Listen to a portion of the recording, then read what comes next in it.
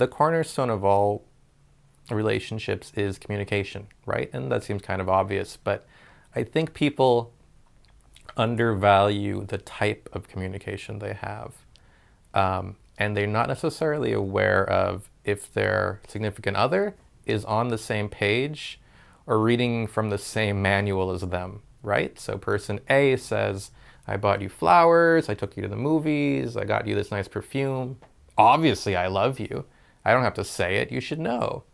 Person B maybe didn't get that memo. Well, he bought me a bunch of stuff. So what? I could have bought that stuff for myself. That's not love, right? That's purchasing. And it isn't that person A doesn't necessarily love person B, he just doesn't know how to communicate it. And maybe more importantly, doesn't know that his gifts are being received in a different way than he's intending. And they never talk about it. And then years later, whatever, you've been buying me since 2021. What do you mean? I love you. That's why I buy you these things. Didn't you know? Well, different expectations. So clear, open communication is not just what you want, but also making sure you're aware of what they want. That it isn't an assumption, right?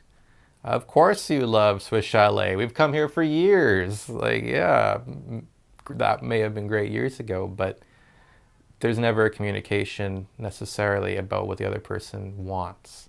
So restaurants is an easy example. Let's say it's a little bit deeper. Let's say it's frequency of intimacy. That's a big one in couples where there's an assumption, well, we should be doing it this many times or else something's wrong. What if they are at different levels?